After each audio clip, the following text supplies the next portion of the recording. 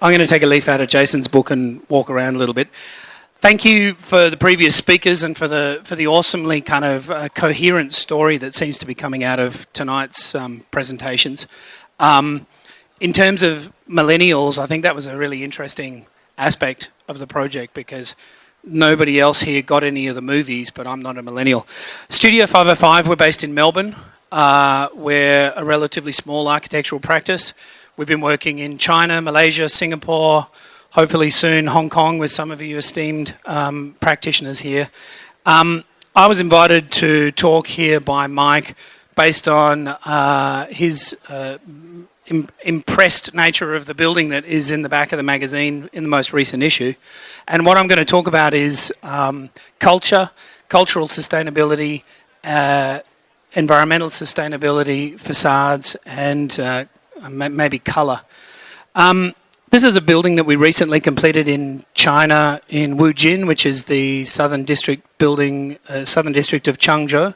It's a tier 2 city, tier 3 city, and everybody understands that these cities are in competition with one another.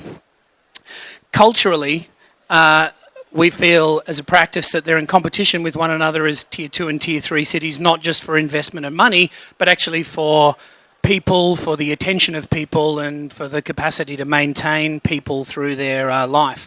This is a planning and exhibition hall, and it's a 35-metre high flower on a 10,000-metre lake. It's a planning and exhibition hall, and you come into it from the underneath. And it's become a bit of a centre for lovers, for weddings, for these kinds of moments that millennials really miss. In the same way that Hip Hing's trying to build a company that maintains millennials, we're trying to build cities that don't lose the children of the people who are living there. This is a small cultural facade in Brisbane, in the main shopping centre. It's on the Winter Garden shopping complex, and we're very interested in facades and adding facade systems to buildings because you can take a series of existing buildings and actually refurbish them into a new proposal with the addition of a skin which might be 22,000 square metres, as in the case of the Suzhou Science and Cultural Arts Centre, or 4,000 square metres as in Winter Garden, but both of those systems are only 75 millimetres thick.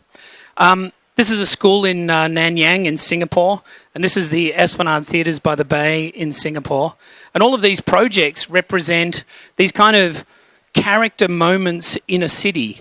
We're very interested in being able to construct and create the little tags and hooks that children and parents actually kind of come to understand as their place. This is Phoenix Valley, a cultural centre in Wujin, which has a youth palace for 4,000 students, cinemas, art halls, art gallery, a grand theatre, and you can see that it's directly opposite the People's Park and the Lotus. So together these two projects are forming a new cultural heart for a city that didn't really have one before. This is a school in Malaysia, which is a centre for Han studies, which also hopes to become kind of a beacon for, or an icon for, local community and culture. This is a hospital in Singapore that we're working on with CPG and HOK. And despite the fact that it's a hospital, the hospital is so large, it's become a community centre and a sort of a centre for wellness, for people to come to and to tap into a way to stay and maintain healthy lifestyle rather than necessarily get better. And tapping into what Jason was talking about earlier, we have a lot of greenery involved in that. Phoenix Valley has a big green roof, coming back to Peter's talk about how do we green these spaces. And we learnt everything that we know about green roofs when we did the landscape at Federation Square and this building on top called Pixel.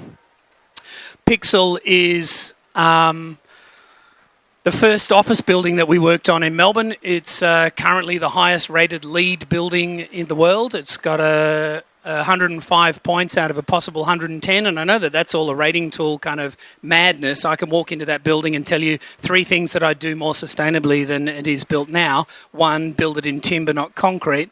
2, on it goes. But that technology that we developed in Melbourne with Grocon, and we've got some people here who used to work heavily with us in Grocon on their innovation department.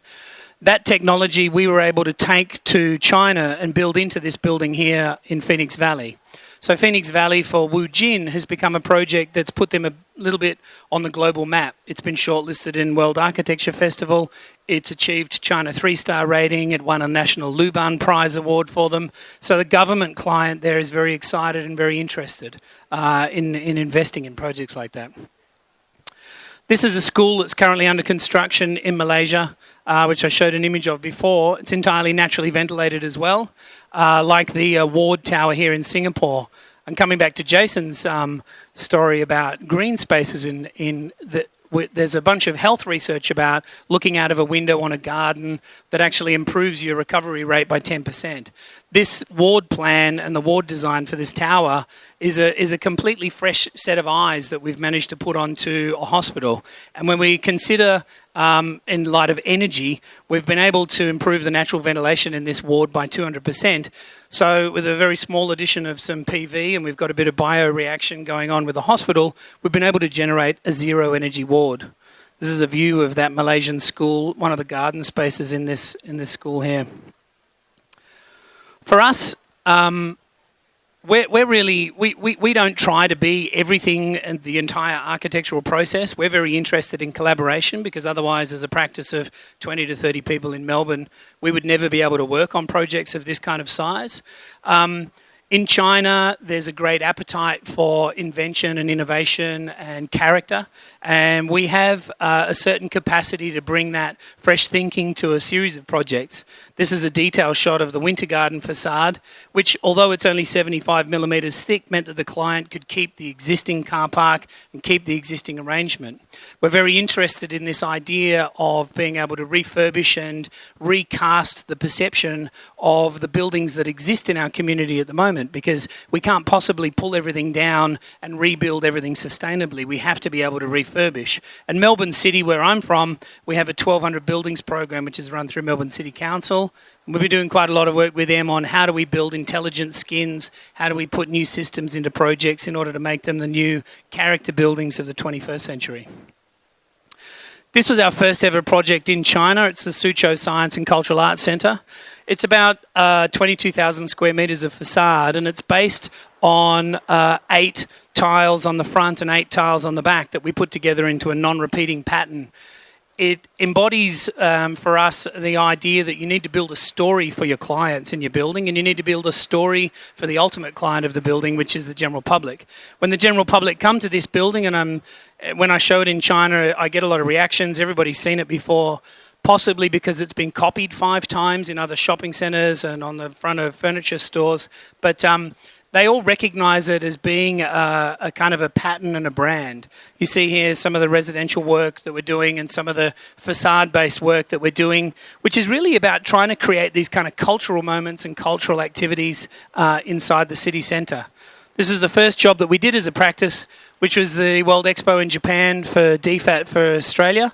And we did a facade on the front that wasn't about kangaroos and akubras and stuff like that, but was actually this kind of starburst laser-cut stainless steel facade that went on there. We're very interested in colour because we think it's a very human condition. We're very open for collaborations with other practices so that we can bring fresh eyes to aspects of work that we might not have had aspect to play on before. And some of the best kind of outcomes for us with architects and in our architecture is the idea that you are actually building friends and making networks with people.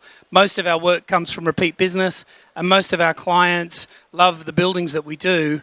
And ultimately, I think that's one of the ultimate accolades for the architecture and construction industry is repeat business. I hope that's a sort of an 8-minute kind of snapshot of what we've been doing and what we'd like to do.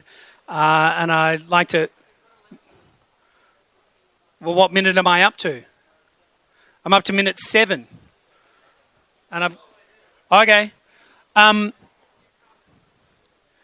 footprints. Well, on carbon footprints, what's interesting is this residential tower, which is here. This is a 20-storey tower in Melbourne, which we designed for Grocon in a CLT system. Does anybody know CLT? Cross-laminated timber? Okay, there's some engineers in the room. We've been doing a bunch of research in New Zealand and also in Melbourne, and we're looking to put a residential tower in Melbourne, which is made out of CLT. And CLT is basically engineered timber. And engineered timber has it has the same compressive strength as concrete, but obviously not the same tension strength. But when you use it in combination with LVL, we're able to build a multi-story building out of timber. Michael Green in British Columbia is doing very similar research.